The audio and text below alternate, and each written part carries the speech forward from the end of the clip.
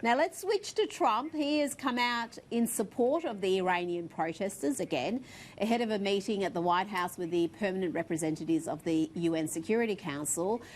Trump, the administration came out and accused the Iranian regime of killing more than 1,000 protesters. Fiona, these are the biggest protests that Iran has seen since the Islamic Revolution 40 years ago. But unlike the protests in Hong Kong, they really are receiving very limited media coverage. What do you think President Trump's support and putting his, well, even if it's just making a show of support, even if he's not sending troops, do you think that's going to have an impact and perhaps encourage the Iranian people to continue the protests? It's one of the big questions, isn't it? Because there seem to be two sides to this. There is the notion that, in fact, the protesters, and this is the story run by the regime, of course, that the protesters are actually very much anti-American influence and so on, and that all of this will quieten down. The other take on it certainly could be that you have a very young demographic in Iran. The average age is, I think, just over 30, something like that.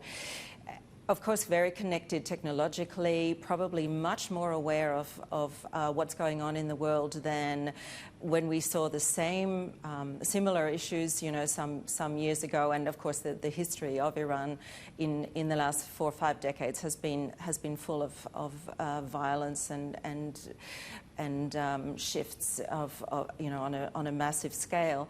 So, look, I think Donald Trump is very overt in the way he reaches out and sends messages, and he no doubt is doing what he's doing in his way to achieve a particular end. So all I can say is let's wait and see. But I think what's really important here is your point that it's not getting the sort of coverage that, say, the protests in Hong Kong get.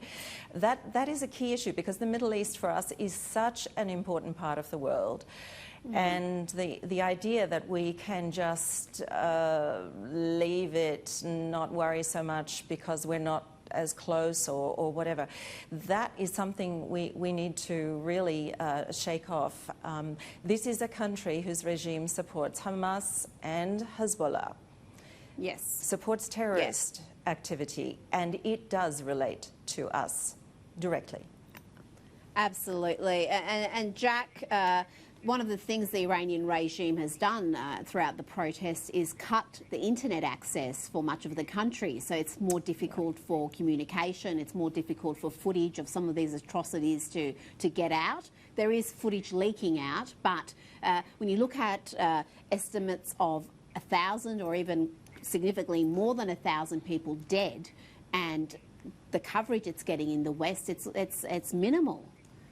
Yeah, I think the biggest problem that we're seeing with this situation is that it doesn't play into the narrative which I think a lot of the leftist media in the US particularly wants us to play out.